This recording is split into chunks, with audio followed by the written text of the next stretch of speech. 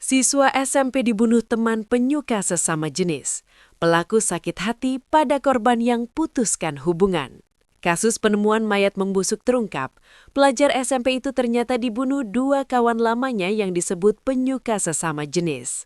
Sebagai informasi, korban adalah pelajar SMPN 26 Bandung berinisial ZAAKI 14 tahun. Dia ditemukan jadi mayat di area eks-objek wisata Kampung Gajah Wonderland, Desa Cihideng, Kecamatan Parongpong, Kabupaten Bandung Barat, KBB, Jawa Barat. Polisi memastikan pembunuhan itu dilakukan secara terencana. Mereka menangkap dua remaja pelaku pembunuhan berinisial YA 16 tahun dan AP 17 tahun. Sementara korban ditemukan tewas dengan sejumlah luka tusuk setelah jasadnya membusuk di lokasi. Kasus ini terungkap setelah sesosok mayat ditemukan oleh sekelompok konten kreator horor yang sedang membuat konten di kawasan bekas objek wisata Kampung Gajah pada Jumat 13 Februari 2026 malam. Mereka awalnya menyusuri area terbengkalai untuk pengambilan gambar, tetapi bau menyengat mengarahkan ke satu titik hingga menemukan jasad manusia tergeletak. Petugas kepolisian kemudian datang ke lokasi untuk melakukan evakuasi dan olah tempat kejadian perkara awal. Saat itu, identitas korban belum diketahui. Ya, memang betul bahwa ada kejadian TKP temu mayat di bekas wisata Kampung Gajah, ungkap Kapolres Cimahi, AKBP Niko N. Adiputra saat dikonfirmasi Sabtu 14 Februari 2026. Polisi langsung bergerak melakukan identifikasi, termasuk mendalami penyebab kematian dengan memeriksa adanya tanda kekerasan pada tubuh korban. Tim gabungan dari jajaran Polres Cimahi dibentuk untuk mempercepat penyelidikan. Polisi saat itu belum mengungkap identitas mayat maupun detil penyebab kematian karena masih menunggu hasil pemeriksaan lanjutan. Yang jelas itu Mr. X, informasi selanjutnya tunggu hasil penyelidikan selesai, kata Niko. Kapolres Cimahi AKBP Niko N. Adiputra mengungkapkan kronologi dan motif pembunuhan siswa SMP di Bandung Barat. Siswa SMP inisial ZAAKI 14 tahun tewas dibunuh dan mayatnya dibuang di bekas area wisata Kampung Gajah, Desa Cihideng, Kecamatan Parongpong, Kabupaten Bandung Barat, Jawa Barat. Kisah ini bermula di Kabupaten Garut, tempat di mana ZAAKI dan pelaku YA menjalin pertemanan karena sempat berada di sekolah yang sama. Keduanya sudah memiliki hubungan yang cukup dekat. Pelaku di Garut juga sempat mempunyai hubungan, saling kenal. Hubungan mereka seperti kakak dan adik, ujar Niko. Senin, 16 Februari 2026. Namun kedekatan tersebut ternyata menyisakan cerita berbeda bagi pihak keluarga korban. Kakek korban yang bernama Undang mengungkapkan bahwa hubungan cucunya dengan YA sebenarnya jauh dari kata harmonis. Berdasarkan cerita sang cucu, ZAAKI justru kerap menjadi korban perundungan oleh YA saat masih di Garut. Kedekatannya, teman sih bukan teman. Yang sering saya dengar dari cucu saya sering dipalakin, kan satu sekolah di Al-Ghifari. Dibully, ungkap Undang. Kekhawatiran keluarga semakin memuncak ketika muncul dugaan mengenai tabiat pelaku. Undang menyebut pihak keluarga merasa was-was dengan perilaku YA yang diduga memiliki ketertarikan pada sesama jenis berdasarkan informasi dari pihak sekolah. Yang diduga pelaku ini ada kelainan, kayak istilahnya laki-laki suka laki-laki, dari hasil informasi guru-guru sekolah. Tandasnya. Karena alasan itulah, keluarga memutuskan mengambil langkah tegas dengan memindahkan ZAAKI dari Garut ke kota Bandung demi menghindar dan memutus kontak dengan YA.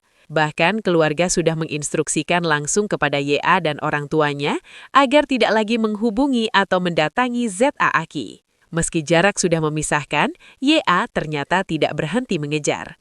Titik balik konflik ini terjadi ketika ZAAKI akhirnya berani memberikan pernyataan sikap secara tegas untuk mengakhiri hubungan pertemanan mereka.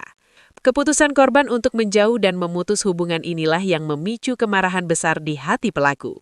Korban yang sudah mulai menyadari hal tersebut menjadi trigger untuk mencoba menjauhi si pelaku.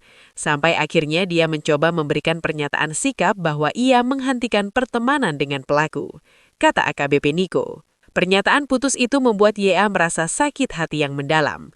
YA pun kemudian mengajak kerabatnya, APM 17 tahun, untuk berangkat dari Garut menuju Bandung dengan niat yang sudah bulat, yakni menghabisi nyawa ZAAKI. Setibanya di Bandung pada Senin 6 Februari 2026, pelaku membawa korban ke area bekas wisata Kampung Gajah yang sepi. Di sana, YA menganiaya korban menggunakan benda tumpul dan menusuknya berkali-kali dengan pisau.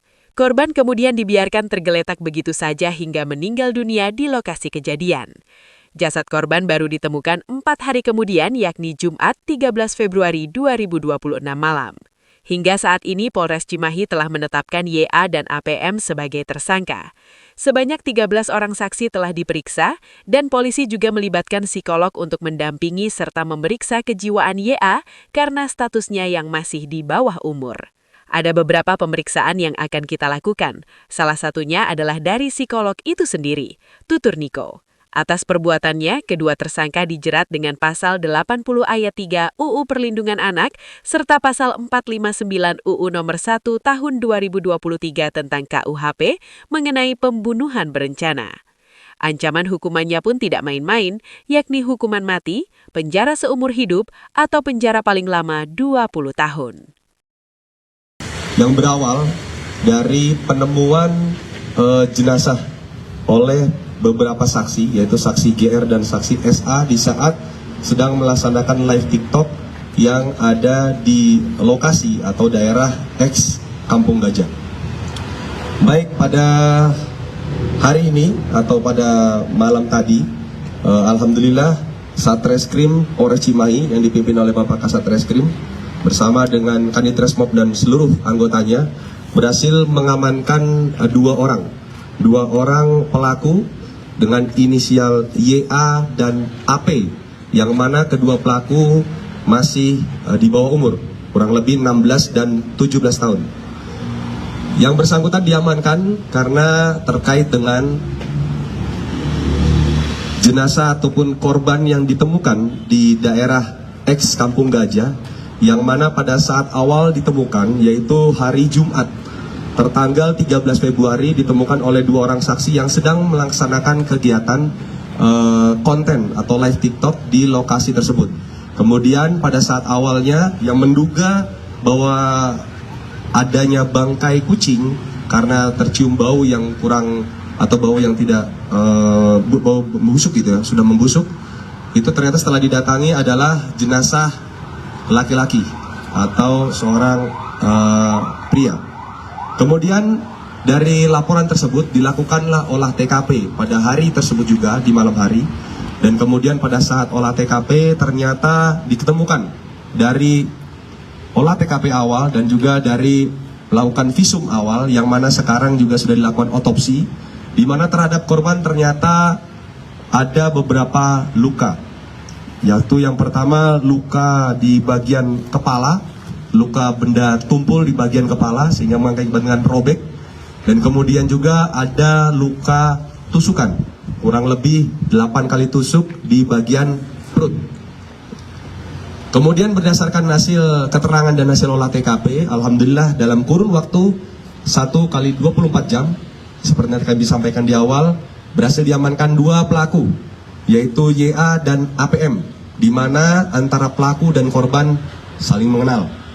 Kemudian terhadap pelaku diamankan juga beberapa barang bukti yang mengarah milik daripada korban. Salah satunya adalah jaket. Jaket ini adalah jaket yang dikenakan oleh korban, yang ini adalah pemberian dari pelaku YA kepada korban ZA. Diambil kembali. Kemudian juga ada barang milik korban yang berhasil diamankan dari tangan pelaku, yaitu HP milik korban. Kemudian barang bukti lain yang berhasil diamankan yaitu adalah satu buah sangkur atau pisau yang digunakan sebagai alat penusuk kepada korban. Kemudian juga diamankan botol, di mana botol ini memang ada di lokasi yang digunakan untuk memukul awal. Jadi perkenaan kepada bagian kepala awal dengan menggunakan botol. Kemudian pada saat korban terjatuh, akhirnya dikeluarkanlah pisau atau sangkur yang sudah dipersiapkan di dalam jaket oleh pelaku sehingga langsung dilakukan penusukan. Kemudian berdasarkan hasil keterangan maupun saksi yang sudah diperiksa, kurang lebih ada 9 saksi, dan berdasarkan dari keterangan dari dua tersangka maupun hasil full bucket yang di lapangan, tersangka diamankan di daerah Garut tepatnya di Kecamatan Banyuresmi. Kemudian perlu kami sampaikan terkait dengan masalah motif, bahwasanya motifnya secara garis besar yang perlu kami sampaikan adalah pelaku merasa sakit hati terhadap korban, di mana korban memberikan pernyataan sikap bahwa untuk menghentikan pertemanan dengan pelaku. Sehingga itulah yang membuat akhirnya pelaku sakit hati dan akhirnya menyusul dari Garut menuju ke Kota Bandung dengan niatan memang untuk menghabisi atau membunuh korban. Download Tribun X sekarang, menghadirkan lokal menjadi Indonesia.